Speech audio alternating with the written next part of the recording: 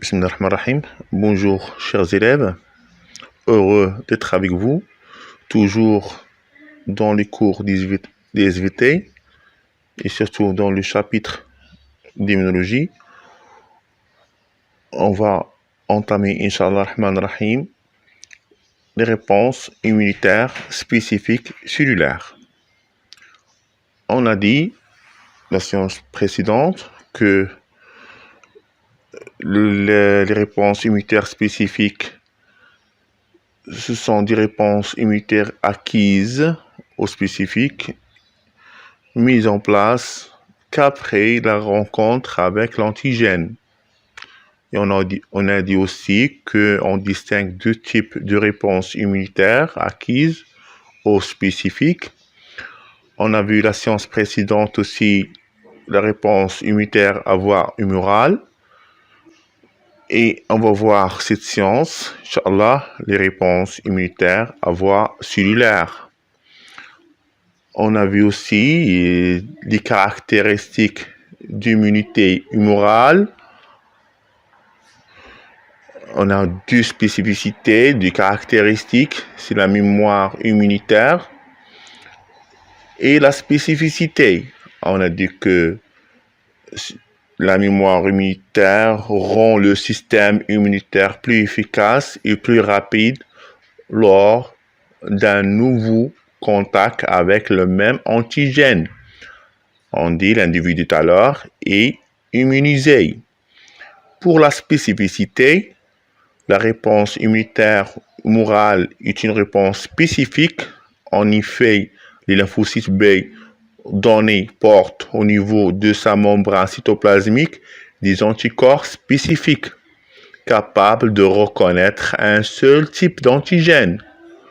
Exemple, le sérum d'un animal guéri de bacille tétanique ne protège pas contre la diphtérie. On a vu aussi que la réponse humorale se fait par des anticorps libérés par les lymphocytes B. Qu'est-ce que ça veut dire?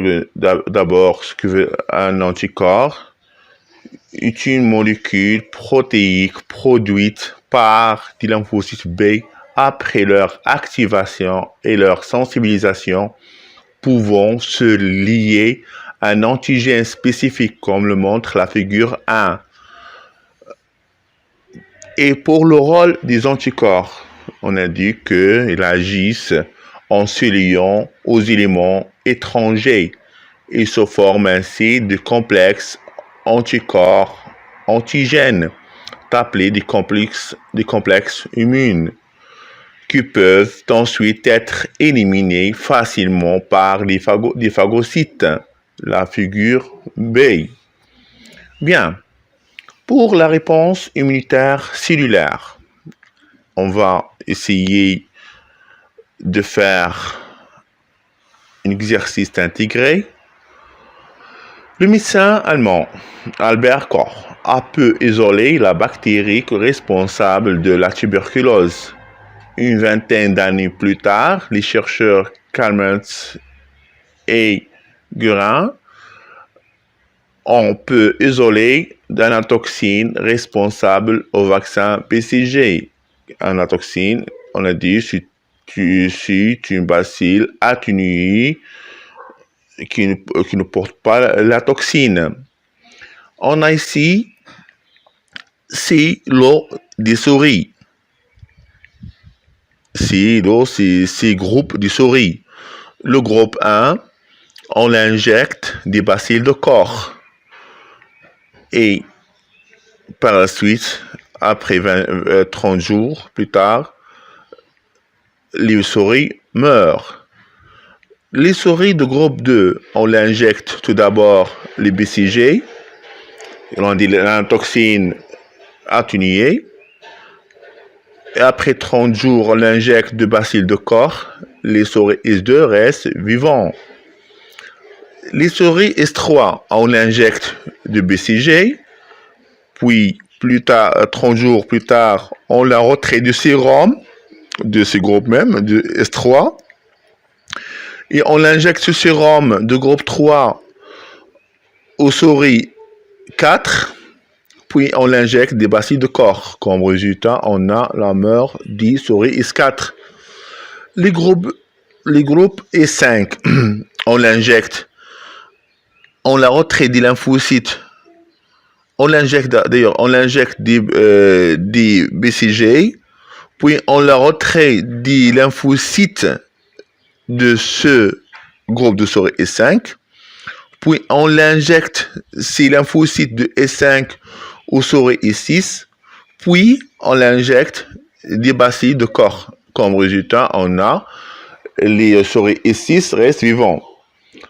Puis, alors, comme des questions, première question est d'expliquer les résultats de chaque expérience. Et deuxième, conclure donc le type de la voie immunitaire qui t'est utilisée et justifie la réponse.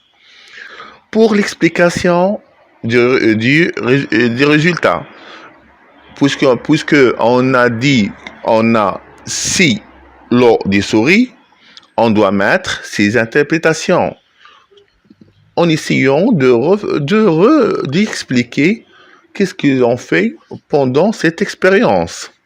Bien, on a dit S1 meurt à cause du bacille de Koch. On peut dire aussi que S1 n'est pas immunisé contre le bacille de Koch. S2 reste en vie. On dit que le vaccin BCG a permis d'immuniser les souris de groupe S2. C'est pour cela qu'ils survivent. Pour les S4 meurent car le sérum contenant des anticorps provenant de S3 n'a pas pu détruire la bactérie P4. On a dit si on peut dire que les sérums, on a dit que les sérums contenant des anticorps. Alors les anticorps n'ont pas un effet sur les bacilles de corps. Pour les souris E6 survivent car on a injecté des lymphocytes T de S5 immunisés contre le BK qui détruisent la bactérie et immunisent en même temps la souris S6. Comme vous le voyez, on a essayé uniquement de reformuler les étapes de l'expérience avec éclaircissement de chaque expérience. Comme conclusion, on a dit que c'est une réponse immunitaire spécifique cellulaire.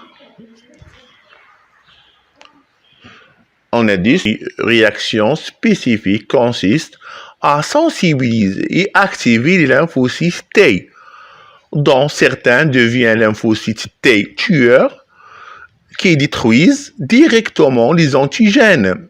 On les appelle des lymphocytes T8 et d'autres deviennent des lymphocytes T mémoire.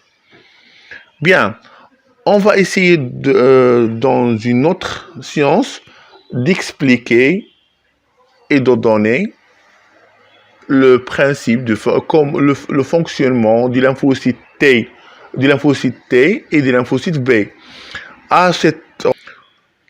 Merci pour votre patience et à la prochaine.